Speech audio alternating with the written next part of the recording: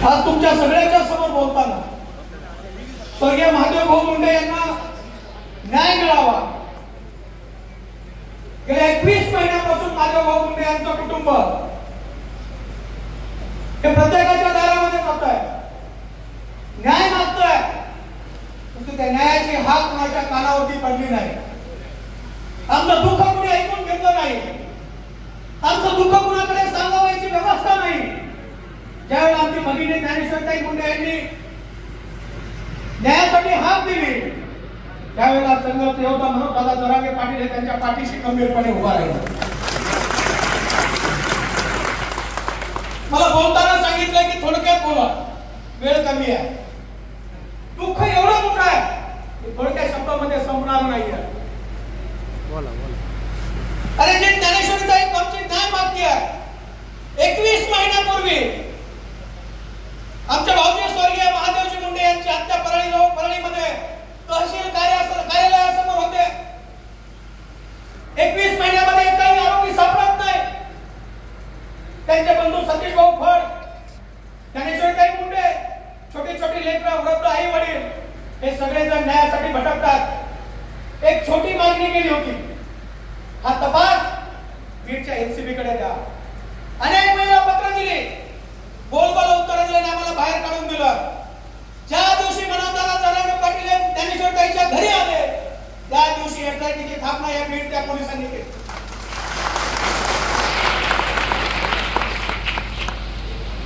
या सगळ्या लढाईमध्ये जवळचे मित्र, रक्ताचे नाते घडलेले असताना मनोजदादा जरांगे पाटलांनी जातीपातीच्या पलीकडे जाऊ आमच्या पाठीवरती आशीर्वादाचा हात ठेवला आहे। दादा मी नतमस्तक होतो।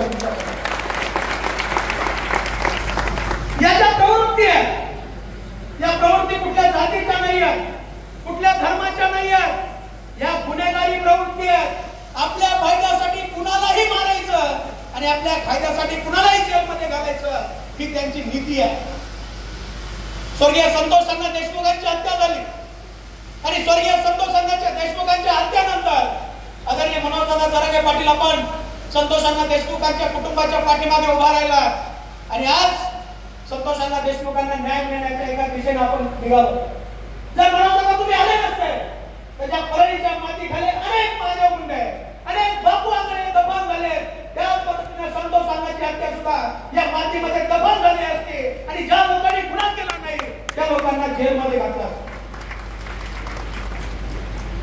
काल परवा ठाण्याला एक अधिवेशन झालं समाजाचं आणि त्या समाजाच्या अधिवेशनामध्ये धनंजय मुंडे असं म्हणाले की माझी जात बदनाम केली जाते, माझ्या मातीला बदनाम केलं जात आहे, माझ्या जिल्ह्याला बदनाम केलं जात आहे। धनंजयजी मुंडे साहेब, त्या महादेव मुंडेची परळीमध्ये हत्या झाली, 400 किलोमीटर तुमच्या 400 मीटर तुमच्या घरापासून महादेव मुंडेचं घर आहे। गेल्या 21 महिन्यात तुम्हाला महादेव मुंडेचं घर सापडलं नाही। महादेव मुंडे वंजारी समाजाची नाही, जो शिवराय बाजार तुमच्या समोर उभा आहे, गेल्या 4 वर्ष झालं मला छळलाय, 11 केसेस माझ्यावरती गेल्या, 7 महिने 11 दिवस जेलमध्ये टाकलाय, माझी हत्या करण्यासाठी अनेकांना सुपाऱ्या दिल्या।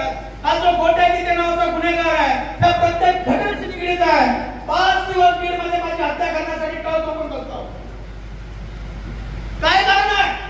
धनंजय मुंडे साहेब समाजाच्या न्यायालयामध्ये या, भगवानगडावरती या, भगवान बाबाच्या समाधीवरती हात ठेवा आणि या सगळ्या प्रकाराचे जो समाज तुम्ही उद्ध्वस्त केला आहे त्या लोकांची फक्त चुकी सांगा। अरे राजाला झोडपलं, राजाला सतत पावसाला झोडपलं, तक्रार कुणाकडे करायची? अशा प्रकारची मनस्थिती आमची आहे आणि त्या परिस्थितीमध्ये आदरणीय मनोजदादा जरांगे पाटील आमच्या पाठीशी उभा राहिले आहेत। त्याला जात म्हणून नाही पण तू माणुसकी म्हणून माझी एक तुम्हाला विनंती आहे। आज स्वर्गीय महादेव भाऊ मुंडेसाठी तुम्ही मोठ्या संख्येने आलात, मला माहित नाही माझ्या जातीचे किती लोक इथे आले, पण तुझी माणुसकी, ज्यांच्या मनामध्ये मन आहे, ज्यांच्या घरामध्ये लेकरू आहे, ज्याच्या घरामध्ये आई आणि बाप आहे, ज्याच्या पाठीशी भाऊ आहे आणि ज्याच्या मनामध्ये मन आहे, तो प्रत्येक माणूस स्वर्गीय महादेव भाऊ मुंडे यांना न्याय देण्यासाठी या ठिकाणी आला। अनेक वेळा पोलिसांनी सांगितलं की आम्हाला याच्यामध्ये ठोस माहिती सापडत नाहीये। जो वाल्मिक कराड या कुटुंबाने नाव घेतलेलं आहे, बाळा बांगरे यांनी नाव घेतलेलं आहे, त्या वाल्मिक कराडनी ही हत्या केली असं बाळा बांगरे यांनी सांगितलं। हे बाळाबांगर कोण आहे? तर त्या काळामध्ये 24 तासापैकी किमान 16 तास वाल्मिक कराडच्या सोबत राहतो. तर बाळाबांगर हातात लोक आहेत का? अजिबात नाही. बाळाबांगर त्याच्या गाडीमध्ये बसलेला असताना सुद्धा सगळ्याला सावध करत होते आणि तो जिवंत उभा आहे, तो फक्त बाळाबांगरने मला सावध केलं म्हणून उभा. जर बाळाने मला सावध केलं नसतं तर 2024 मध्ये माझी हत्या झाली असती. हत्या करता नाही आली म्हणून माझ्यावरती एक केस केली. ती केस अशी आहे की वाल्मिक कराडकडून मी खंडणी घेतलेली आहे.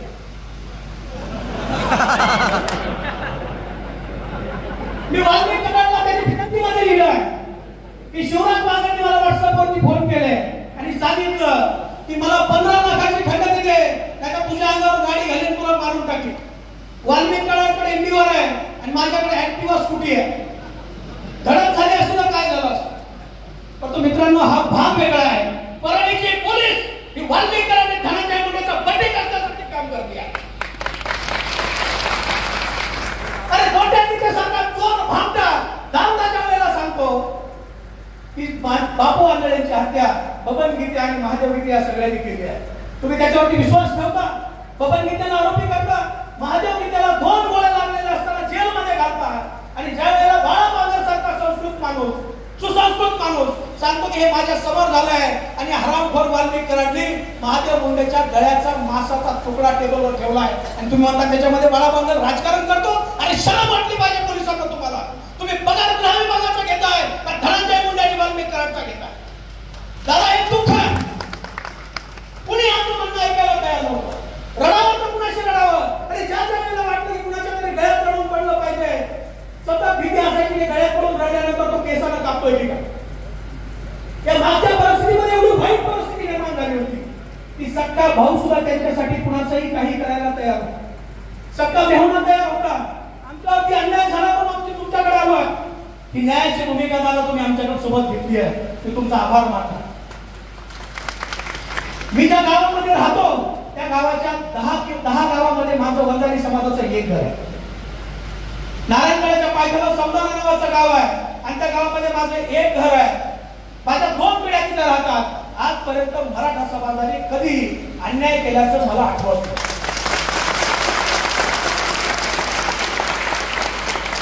आता जी ग्रामपंचायत झाली, ग्रामपंचायत ओबीसी साठी राखीव होती.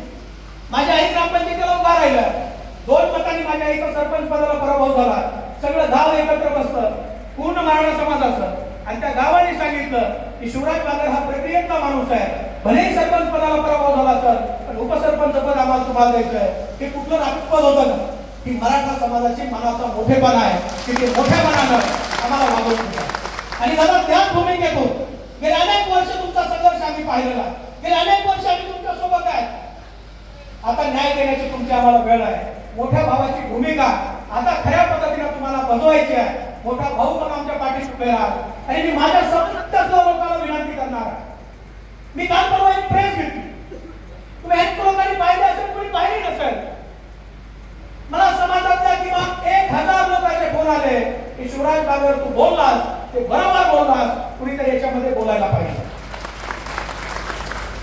परंतु ट्रक ड्रायव्हर, गरजुले, दारुडे गावात ओवाळून टाकलेले अतिशय घाण्याच्या पद्धतीने आमच्या आई बहिणीला शिवाय देत आहेत, आमच्या मुलीला शिवाय देत आहेत. अरे लाज वाटली पाहिजे. ज्या गुन्हेगारांनी तुमचं माणसं मारले त्याचं समर्थन करताय आणि ज्याच्या घरातली माणसं गमावली आहेत त्याला तुम्ही शिव्या घालताय. कोणती संस्कृती आहे? भगवान बाबाची ही शिकवण नाही. भगवान बाबाने कधीही शिकवलेलं नाही. आम्ही शिव्या देण्याला फक्त टॅप करतो, ओपन करून बघतो. एक तर धनंजय मुंडेचा वॉलपेपर असतो ना तर वाल्मिक कराडचा असतो. सर्वसामान्य वंजारा समाज सुद्धा या सगळ्या गोष्टीपासून लांब गेलेला. दादा तुमच्या भूमिकेचं सगळ्या समाजाने स्वागत केलं आहे. भलेही ते समोर येऊ शकत नसतील, भलेही ते भाषण करू शकत नसतील, फक्त तुमचं मनापासून सगळ्या समाजाने स्वागत केलंय. दादा तुम्ही न्यायाची भूमिका घेतली आहे. जे त्यांच्या मनात ते करू शकले नाही, आमच्या मनातली भूमिका तुम्ही पूर्ण करता. तुमच्या बाजूला स्वर्गीय संतोषांना देशमुख यांचे बंधू बसतात, धनंजय देशमुख. ज्या काळामध्ये धनंजय मुंडेच्या वाऱ्याला आणि वाल्मिक कराडच्या वाऱ्याला लोक घाबरत होती त्यावेळेला देशमुख कुटुंबाने मोठ्या धैर्यानं आणि मोठ्या ताकदीनं लढा दिला. आणि म्हणून वाल्मिक कराडसारखे गुन्हेगार आहेत आज जेलमध्ये. गुन्हेगार सगळे लोक जेलमध्ये जातील कारण कुठल्याही न्यायालयात माहिती मिळालं. नियती जिवंत आणि प्रत्येकाला आम्हाला सांगितलं मी जाऊ का नियती न्याय करेल. आणि आज मला वाटतंय की नियती न्याय करते आणि त्या नियतीनं मनोजदादा जरांगे पाटलांना आमच्या पाठीशी उभा केलं. मला फक्त न्यायाची अपेक्षा आहे आणि न्याय तुम्ही द्याल याच्यापेक्षा दुसरा कुठलाही विश्वास नाही. आमच्या सगळ्यांचं दुःख हे तुमच्या पायाशी आणून ठेवलंय. आता त्या दुःखाचं काय करायचंय, त्या दुःखाचं ओझं तुमच्याकडे आहे ते तुम्ही ठरवा. आणि आपण सगळेजण मोठ्या संख्येने आलात, सगळ्या समाजातले आलात, सगळ्या धर्मातले आलात. मी नतमस्तक होऊन तुमच्या समोर आभार व्यक्त करतो की तुम्ही आमचं दुःख समजून घ्यायला आलात. जे ज्ञानेश्वरी मुंडे समोर बसली आहे, आमची मीराताई इथं बसली आहे, प्रत्येक जणाचं वेगळं दुःख आहे. आमचा प्रकाश बसलाय, आमच्या त्या ठिकाणी मुकुट गीतेचे वडील बसलेत आणि त्या लोकांनी सुद्धा मारत नाही, तर लोक जेलमध्ये आहेत. आणि ज्या लोकांनी लोक भाजीपाल्यासाठी कापली त्यात पोलिसाच्या उरावरती नाचत फिरतात. त्यामुळे ही न्यायाची भूमिका दादा तुम्ही घ्यावी एवढीच विनंती करतो आणि मी थांबतो. धन्यवाद. जय शिवराय, जय भीम, जय भगवान. यानंतर विजय सिंह उर्फ बाळा बांगर हे